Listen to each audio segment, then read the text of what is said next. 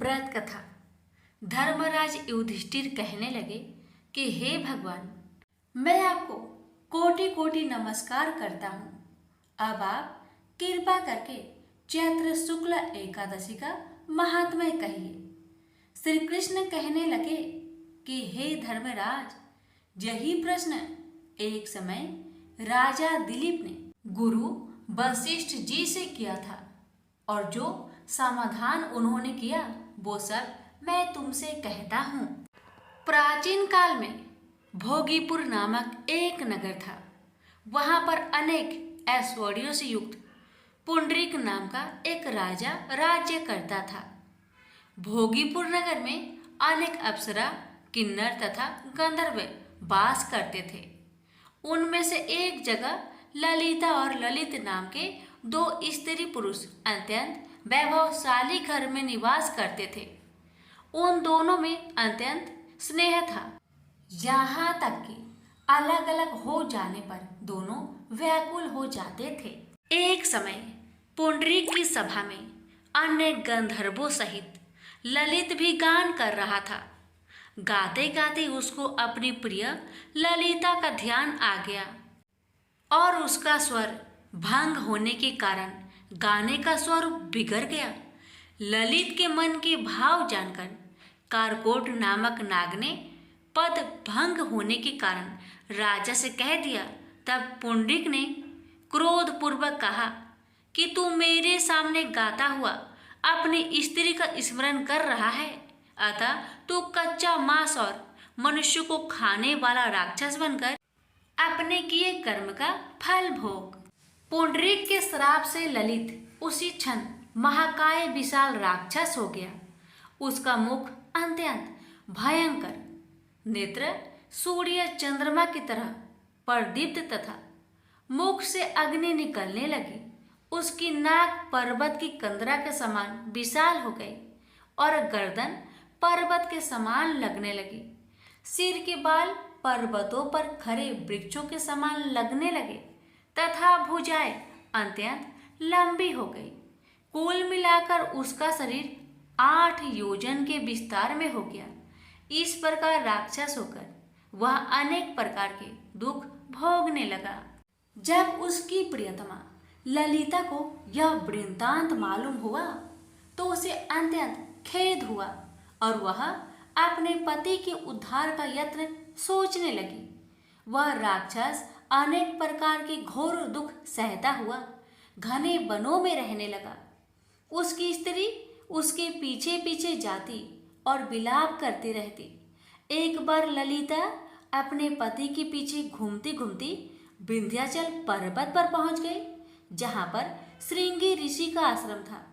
ललिता शीघ्र ही श्रृंगी ऋषि के आश्रम में गई और वहां जाकर विनीत भाव से प्रार्थना करने लगी। उसे देखकर श्रृंगी ऋषि बोले कि हे सुभगे, तुम कौन हो और यहाँ किस लिए आई हो? ललिता बोली कि हे मुने, मेरा नाम ललिता है। मेरा पति राजा पुंडरीक के श्राप से विशालकाय राक्षस हो गया है। इसका मुझको महान दुख है। इसके उद्धार का कोई उपाय बतलाए। श्रृंगी ऋषि बोले, हे गंधर्व कन्या, अब चैत्र शुक्ल एकादशी आने वाली है, जिसका नाम कामदा एकादशी है। इसका व्रत करने से मनुष्य के सब कार्य सिद्ध होते हैं। यदि तू कामदा एकादशी का व्रत कर उसके पुण्य का फल अपने पति को दे दे तो वह शीघ्र ही राक्षस योनि से मुक्त हो जाएगा और राजा का श्राप भी अश्वमेव शांत हो जाएगा। मुनि के ऐसे वचन सुनकर ललिता ने चैत्र शुक्ल एकादशी आने पर उसका व्रत किया और द्वादशी को ब्राह्मणों के सामने अपने व्रत का फल अपने पति को देती हुई भगवान से इस प्रकार प्रार्थना करने लगी। हे प्रभु, मैंने जो यह व्रत किया है इसका फल मेरे पतिदेव को प्राप्त हो जाए, जिससे वह राक्षस योनि से मुक्त हो जाए। एकादशी का फल देते ही उसका पति राक्षस योनि से मुक्त होकर अपने पुराने स्वरूप को प्राप्त हुआ। फिर अनेक सुंदर वस्त्राभूषणों से युक्त होकर ललिता के साथ विहार करने लगा। उसके पश्चात वे दोनों विमान में बैठकर स्वर्गलोक को चले गए। वशिष्ठ मुनि कहने लगे कि हे राजन, इस व्रत को विधि पूर्वक करने से समस्त पाप नाश हो जाते हैं तथा राक्षस आदि की योनि भी छूट जाती है। संसार में इसके बराबर कोई और दूसरा व्रत नहीं है। इसकी कथा पढ़ने या सुनने से वाजपेयी या का फल प्राप्त होता है। एक बुढ़िया माँ एक बार 11 माता का व्रत रखी। बड़ी ही भाव भक्ति से पूजा अर्चना की। उन्हें वृद्ध अवस्था में क्या बाधा थी, वो तो अपने पुत्र पौत्रों की सुख सुविधा के लिए व्रत रखने लगी। वे दिन भर तो जरा कठोर मन करके अपनी प्यास को रख रही। दिन में पूजा पाठ किया, कथा सुनी और पंडित जी को मिट्टी के पात्र में भरकर पानी और ऋतुफल दान दिया। दोनों भर भर कर बूरा वितरण किया। उन्हें गर्मी के कारण बहुत बेचैनी हो रही थी। इस कारण से बड़ी देर तक पानी में पड़ी रही और पानी की कुल्ला करती रही, मुंह धोती रही। तब कहीं थोड़ा बहुत धैर्य बंध पाया। धूप तो तेज पड़ रही थी, इस कारण बार बार मुंह सूख रहा था। बूढ़ी माँ बहुत बेचैन हो रही थी। एक बुढ़ापा और दूसरे ये भयंकर गर्मी। वृद्ध अवस्था की स्थिति तो कुछ दूसरे ही प्रकार की होती है। ऐसे तैसे रो धो के दिन कट पाया। अब पहाड़ सी रात सामने थी। उसका काटना बड़ा ही कठिन दिखाई दे रहा था। खटिया पर पड़े शांति नहीं मिल रही थी। वे बार बार करवट बदल रही थी। अनेक बार वो बाहर जाती और भीतर आती। उन्हें घर के अंदर शांति नहीं थी। वे पड़ी पड़ी एकादशी माता का स्मरण करती रही। वे कहती रही कि हे माता जी, आप मेरी लाज रखेगा, आप ही मुझे शक्ति दे दीजिएगा जिससे मैं भली भांति आपका व्रत कर सकूं और ये पहाड़ सी रात शांति पूर्वक व्यतीत हो सके। प्यास के कारण बूढ़ी माँ की बेचैनी तो बढ़ ही रही थी। उन्होंने धैर्य रखने का बहुत प्रयास किया, किंतु सहनशीलता की सीमा टूट गई और वे घबराकर एकदम चिल्ला पड़ी। बोली, बचाओ बचाओ बचाओ। अम्मा का चिल्लाना सुनकर परिवार भर के नर नारी, बच्चे और पड़ोसी एकत्रित होकर बूढ़ी अम्मा की खटिया के समीप पहुंच गए। सबने पूछा, अम्मा जी, आपको क्या हो गया? आप क्यों चिल्ला पड़ी है? आप इस वृद्धावस्था में ये कठिन व्रत क्यों कर रही हैं? अम्मा जी ने कहा, शक्ति से ही भक्ति होती है। थोड़ी ही देर में वे फिर से बोली कि अरे, हमारे प्राण तो ही निकल जा रहे हैं। मेरी छाती पर ठंडे पानी का घड़ा रख दीजिए। नातियों ने दादी की छाती पर ठंडे पानी का पात्र रख दिया। तब कहीं उन्हें थोड़ा बहुत आराम मिला और थोड़ी देर के लिए उन्होंने अपनी आंखें बंद कर ली। एकादशी माता ने सोचा कि ये बूढ़ी अम्मा है तो बहुत कठोर, जरा जाकर उसकी परीक्षा लेनी चाहिए। वे आधी रात को मुर्गा बनकर टेर लगाने लगी। मुर्गा की आवाज सुनकर दादी जल्दी से उठी और बाहर जाकर आसमान की ओर देखा, किंतु आसमान में कहीं उन्हें प्रातःकालीन तारा दिखाई नहीं दिया।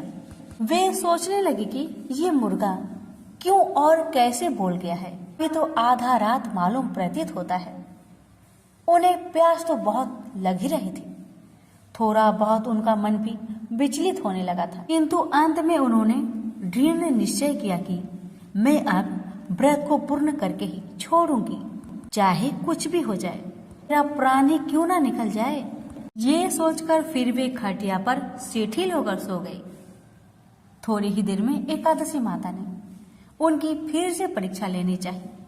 एक छोटी सी बालिका एक गिलास में शरबत लेकर उनके सिरहाने खड़ी हो गई और जोर से बोली, दादी जी, सवेरा हो गया, हाथ मुंह धोकर शरबत पी लीजिएगा। पहले तो शरबत का गिलास देखकर उनका मन ललचाने लगा, किंतु अचानक व्रत का स्मरण हो आया और उन्होंने सोचा कि मैं किसी भी प्रकार से अभी शरबत नहीं पी सकती हूँ और वे शांतिपूर्वक अपनी खटिया पर लेट गई। फिर थोड़ी देर में उन्हें ऐसा लगा कि जैसे किसी ने उन्हें पानी के कुएं में पटक दिया हो। वे बड़ी देर तक उस कुएं में हाथ पांव चलाती रही, किंतु उन्होंने अपने मुख में पानी की एक बूंद भी नहीं जाने दी और वे दृढ़तापूर्वक अपना व्रत पालन करती रही। थोड़ी ही देर में न जाने कहां से सामने आग जलने लगी, जिससे भारी गर्मी बढ़ने लगी। प्यास के कारण प्राण निकलने लगे, किंतु बूढ़ी अम्मा का कुछ भी नहीं बिगड़ पाया। वे जहां की तहां मुस्कुराती हुई बैठी रही। थोड़ी ही देर में बाहर प्रकाश दिखाई देने लगा। ऐसा लगा कि जैसे सवेरा हो आया। बूढ़ी अम्मा ने जब बाहर निकलकर देखा तो समझ गई कि अभी सवेरा होने में 3-4 घंटे की देरी है। यह जानकर वे शांति पूर्वक इधर उधर घूमने फिरने लगी। एकादशी माता ये बात अच्छी तरह से समझ गई कि ये बूढ़ी अम्मा किसी भी प्रकार से अपने व्रत से नहीं टल सकती।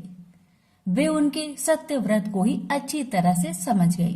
सवेरा होते ही बूढ़ी माँ ने स्नान किया, भगवान का पूजा पाठ किया, एकादशी माता की कथा सुनी, ब्राह्मणों को दक्षिणा देकर भोजन करवाया। तब कहीं बूढ़ी अम्मा ने जल ग्रहण किया। कन्याओं को भोजन कराने के बाद अम्मा ने भोजन किया। उस श्रेष्ठ व्रत के प्रताप से बूढ़ी अम्मा की आयु में वृद्धि हो गई। उनका घर परिवार हरा भरा हो गया। घर में अब उनके कोई भी अभाव नहीं रहा। वे हर तरह के सुख साधनों से संपन्न हो गई। नाती नातिनों से उनका घर भर गया और वे उसी दिन से 12 महीने की एकादशी का व्रत करने लगी। एकादशी माता के व्रत के प्रताप से इस संसार में हर प्रकार के सुख भोग कर अंत में बैकुंठ धाम को चली गई। से बोलिए एकादशी माता की जय। अति प्राचीन काल की बात है। द्रविड़ देश में एक पांड्यवंशी राजा राज्य करते थे। उनका नाम था इंद्रधुम्न। वे भगवान की आराधना में ही अपना अधिक समय व्यतीत करते थे। यद्यपि उनके राज्य में सर्वत्र सुख शांति थी, प्रजा प्रत्येक रीति से संतुष्ट थी, तथापि राजा इंद्रधुम्न अपना समय राज्य कार्य में कम ही दे पाते थे। वे कहते थे कि भगवान विष्णु ही मेरे राज्य की व्यवस्था करते हैं, अतः वे अपने इष्ट परम प्रभु की उपासना में ही दधचित रहते थे। राजा इंद्रधुम्न के मन में आराध्य आराधना की लालसा उत्तरोत्तर बढ़ती ही गई। इस कारण वे राज्य का त्याग कर मलय पर्वत पर रहने लगे। उनका भेष तपस्वियों जैसा था। सिर के बाल बढ़कर जटा के रूप में हो गए थे। वे निरंतर परम ब्रह्मा परमात्मा की आराधना में तत्लीन रहते थे। उनके मन और प्राण भी श्री हरि के चरण कमलों में मधुकर बने रहते। इसके अतिरिक्त उन्हें जगत की कोई वस्तु नहीं सुहाती। उन्हें राज्य, कोष, प्रजा तथा पत्नी आदि किसी प्राणी या पदार्थ की स्मृति ही नहीं होती थी। एक बार की बात है, राजा इंद्रधुम्न प्रतिदिन की भांति स्नान आदि से निवृत्त होकर सर्वसमर्थ प्रभु की उपासना में तत्लीन थे। उन्हें ब्रह्मा जगत का तनिक भी ध्यान नहीं था। संयोग बस उसी समय महर्षि अगस्त्य अपने समस्त शिष्यों के साथ वहां पहुंच गए, लेकिन न पाद्य न अर्घ्य और न स्वागत मौन व्रती राजा इंद्रधुम्न परम प्रभु के ध्यान में निमग्न थे। इससे महर्षि अगस्त्य कुपित हो गए। उन्होंने इंद्रधुम्न को श्राप दिया, इस राजा ने गुरुजनों से शिक्षा नहीं ग्रहण की है और अभिमान बस परोपकार से निवृत्त होकर मनमानी कर रहा है। ब्राह्मणों का अपमान करने वाला यह राजा हाथी के समान जड़ बुद्धि है, इसलिए इसे घोर अज्ञानमयी हाथी की योनि प्राप्त हो। महर्षि अगस्त्य भगवत दंभ इंद्रधुम्न को यह श्राप देकर चले गए। राजा इंद्रधुम्न ने इसे श्री भगवान का मंगलमय विधान समझकर प्रभु के चरणों में सिर रख दिया। क्षीरविद में 10 सहस्त्र योजन लंबा, चौड़ा और ऊंचा त्रिकूट नामक एक पर्वत था। वहां पर वैद्य अत्यंत सुंदर एवं श्रेष्ठ था। उस पर्वतराज त्रिकुट की तराई में ऋतुमान नामक भगवान वरुण का कीड़ा कानन था। उसके चारों ओर दिव्य वृक्ष सुशोभित थे। वे वृक्ष सदा पुष्पों और फूलों से लदे रहते थे।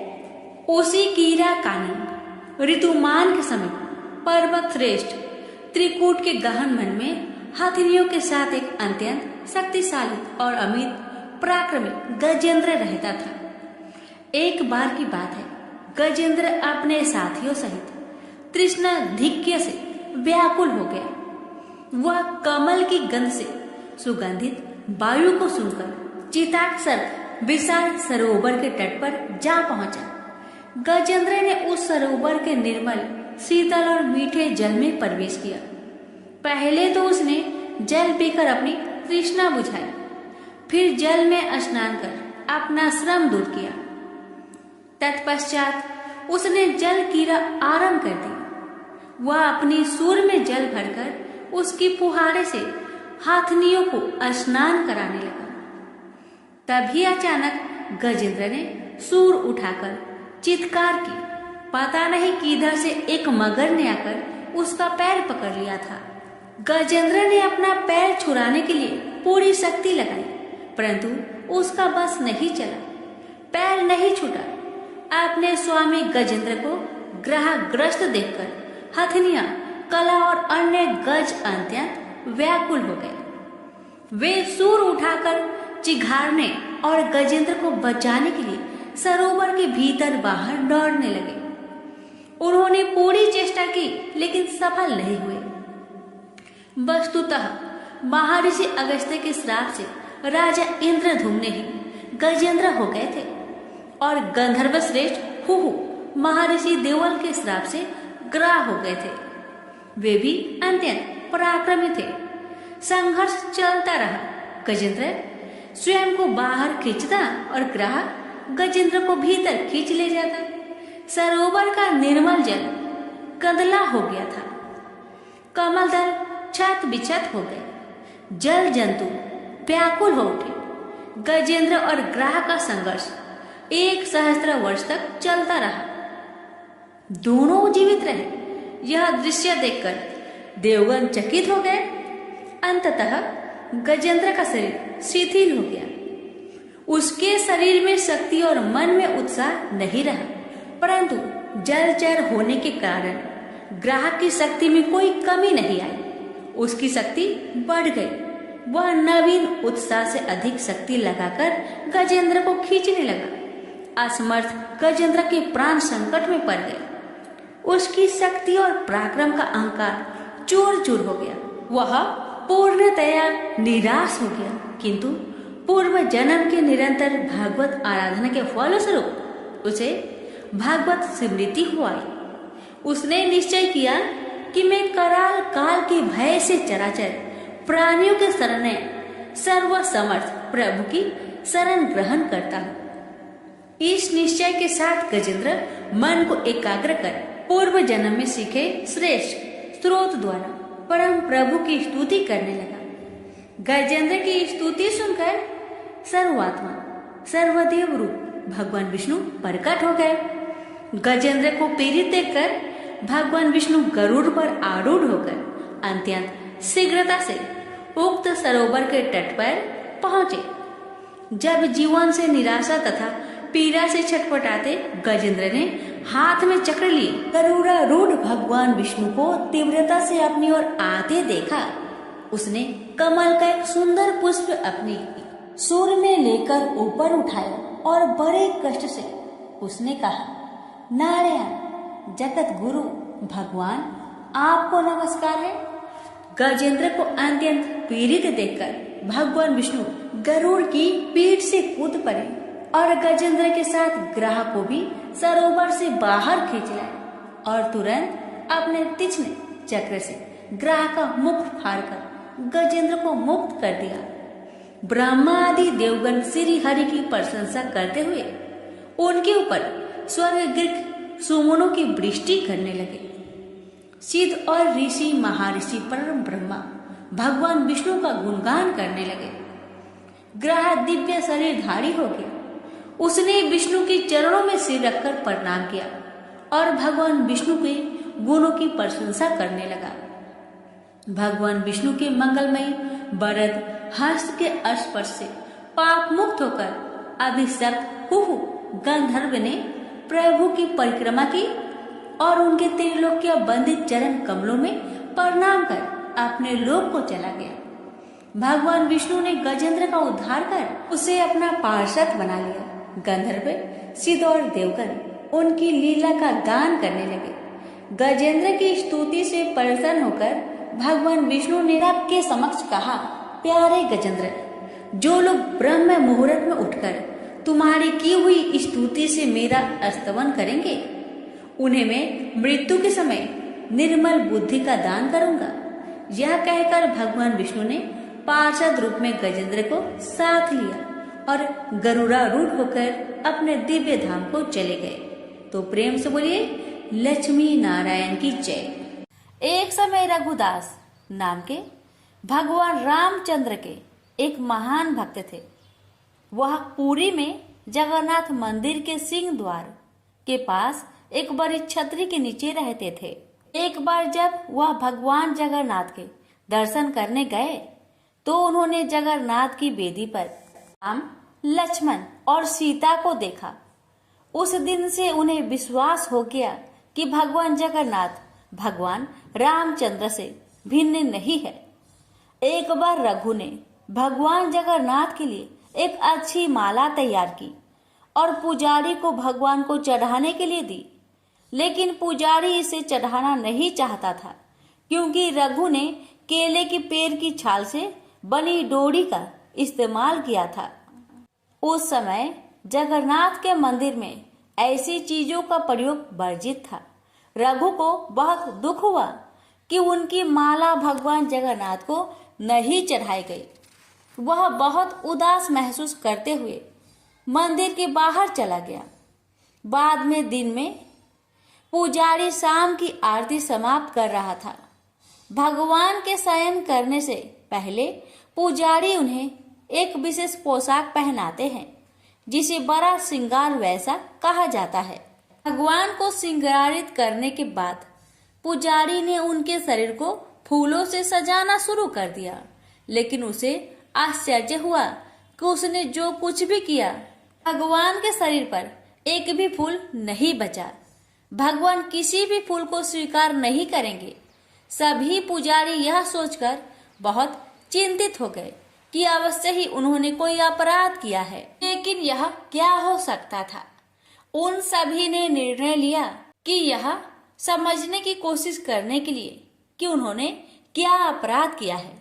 वे सभी मंदिर में सोएंगे और तब तक उपवास करेंगे जब तक भगवान उनके सपने में आकर उनके अपराध के बारे में सूचित नहीं कर देते।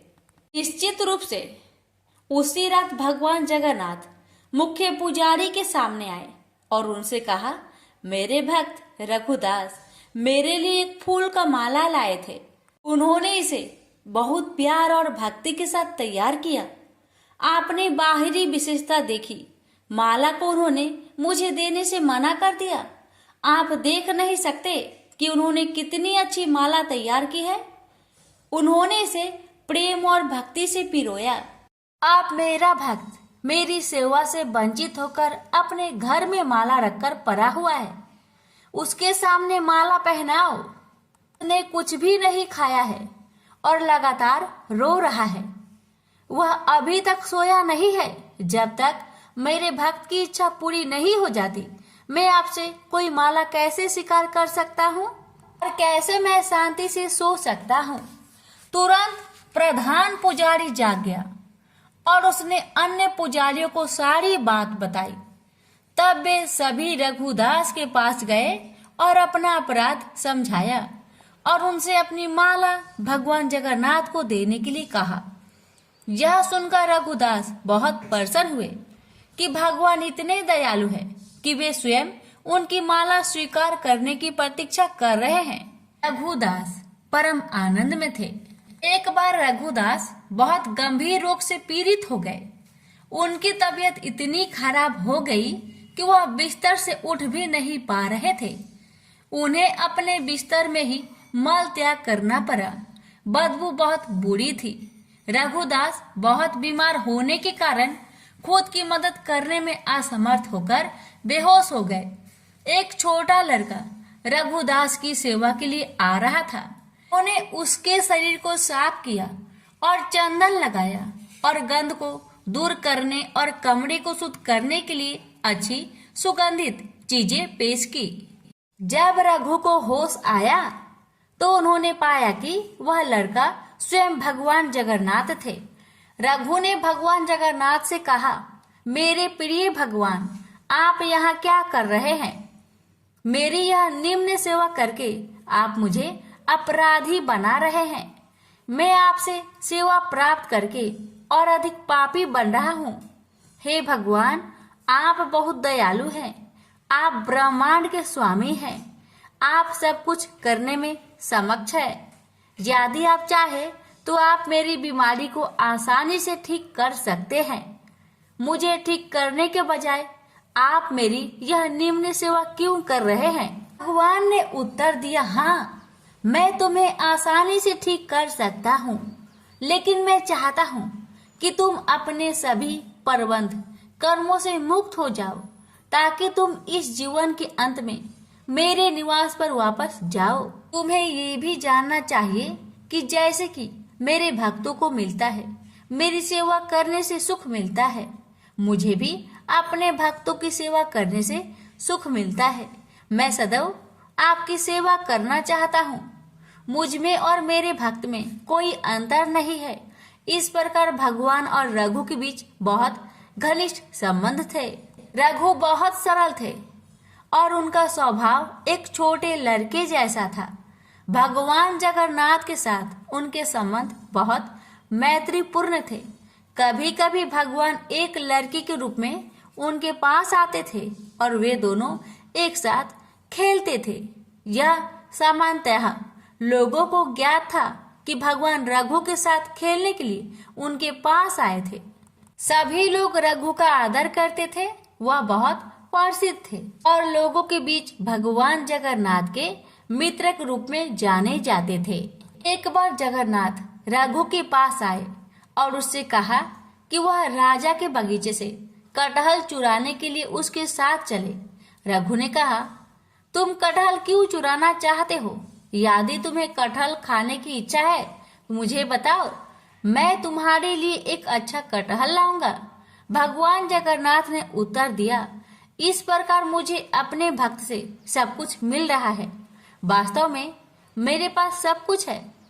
माता यशोदा मुझे इतना मक्खन खिलाती थी और मुझे आनंद देती थी, लेकिन फिर भी मैं इस उद्देश्य के लिए दूसरे के घर जाता हूँ, माखन चुराने का। चुराई हुई चीजें खाने में एक विशेष आनंद होता है। आज मैं चाहता हूँ कि आप चोरी का वह आनंद महसूस करें। कृपया मेरे साथ आए। असहाय होकर रघु भगवान के प्रस्ताव पर सहमत हो गया और उनके साथ चला गया। वे दोनों राजा के बगीचे में दाखिल हुए। जगन्नाथ ने रघु से कहा, तुम पेड़ पर चढ़ जाओ, मैं जमीन पर खड़ा रहूंगा। तुम सबसे अच्छा और सबसे बड़ा कटहल तोड़कर नीचे फेंक देना। मैं यही खड़ा होकर उसे पकड़ लूंगा, फिर हम दोनों भाग जाएंगे। रघु ने भगवान की आदेश का ठीक वैसे ही पालन किया जैसे उन्होंने निर्देश दिया था। वह कटहल के पेड़ पर चढ़ गया और सबसे अच्छे और बड़े कटहल को ढूंढ निकाला, उसे तोड़ लिया। जगन्नाथ, उसने पुकारा, क्या आप तैयार हैं? जगन्नाथ ने उत्तर दिया, हाँ, मैं तैयार हूँ, फेंक दो। रघु ने कटहल नीचे फेंक दिया, यह उम्मीद करते हुए कि जगन्नाथ उसे पकड़ लेंगे। लेकिन जगन्नाथ कहाँ थे? वह भाग गए थे। कटहल को पकड़ने वाला कोई नहीं था। वह बड़ी आवाज करते हुए जमीन पर गिरा और फट गया। जब राजा के माली ने आवाज सुनी तो वह समझ गया कि कोई कटहल चुराने के लिए बगीचे में घुसा है। वह तुरंत मौके पर भागा और देखा कि बड़ा कटहल जमीन पर खुला पड़ा था। फिर भी उसने आसपास किसी को नहीं देखा। जब उसने ऊपर देखा तो उसे रघुदास पेड़ पर बैठे दिखे। माली तुरंत राजा के पास गया और उसे बताया कि रघुदास उसके बगीचे से कटहल चुरा रहा था। वह अभी भी वही पेड़ की चोटी पर बैठा है। उसने उत्साहपूर्वक राजा से कहा। राजा को विश्वास नहीं हो रहा था कि रघु कटहल चुराने के लिए उसके बगीचे में घुसा था। इसलिए राजा ने अपने मंत्रियों को इकट्ठा किया और उस स्थान पर गए जहां माली ने संकेत किया था। वह रघुदास को पेड़ पर बैठे और कटहल को जमीन पर पड़ा देखकर आश्चर्यचकित रह गया। राजा के अनुरोध पर रघु पेड़ से नीचे उतर आया। राजा ने रघु से पूछा, मेरे प्रिय प्रभु, यदि तुम कटहल खाना चाहते थे तो आधी रात को मेरे बगीचे में आकर पेड़ पर चढ़ने की परेशानी क्यों उठा रहे हो? तुम मुझे बता सकते थे, मैं कर सकता था। कटहल उठाया और तुम्हारे घर भेज दिया। रघु ने राजा को पूरी कहानी बताई कि कैसे भगवान जगन्नाथ ने उसे धोखा दिया था। भगवान की लीला सुनकर सभी को आनंद आ गया और सभी हंस पड़े। उन्होंने रघु की महानता की प्रशंसा की। इस प्रकार मित्रता की मुद्रा में रघु भगवान जगन्नाथ के साथ लीलाएं करते। एक भक्त ने भगवान जगन्नाथ के साथ रघुदास की एक लीला का प्रदर्शनी वर्णन किया। एक बार रथ यात्रा के दौरान भगवान ने रथ पर स्थान ग्रहण किया था। राजा द्वारा सड़क साफ करने के बाद रथ चलने के लिए सब कुछ तैयार था। हजारों लोगों ने रस्सी खींची लेकिन रथ आगे नहीं बढ़ा। स्थिति को देखते हुए ब्रिटिश साहेबा ने रथ को खींचने के लिए एक शक्तिशाली हाथी की व्यवस्था की, फिर भी रथ नहीं हिलेगा। साहेबा ने रघुदास से कहा, रघुदास जी, यह कैसे भगवान है? मैंने हाथियों को लगा रखा है, फिर भी यह रथ नहीं चलेगा। यह सुनकर रघु रथ पर चढ़ गए और भगवान जगन्नाथ के निकट गए। उसने प्रभु के कान में कहा, तुरंत रथ चलने लगा। यह देखकर साहेबा आश्चर्यचकित रह गए। उन्होंने रघुदास से कहा, आप पूर्ण हैं और आपके भगवान भी पूर्ण हैं। रघुदास जहाँ भी रहते थे, प्रसाद से भरा बर्तन किसी के भी लेने के लिए बाहर छोड़ देते थे। वह उसी बर्तन से प्रसाद लेता था जिसे पशु पंछी लेते थे। यह उनका अद्भुत स्वभाव था।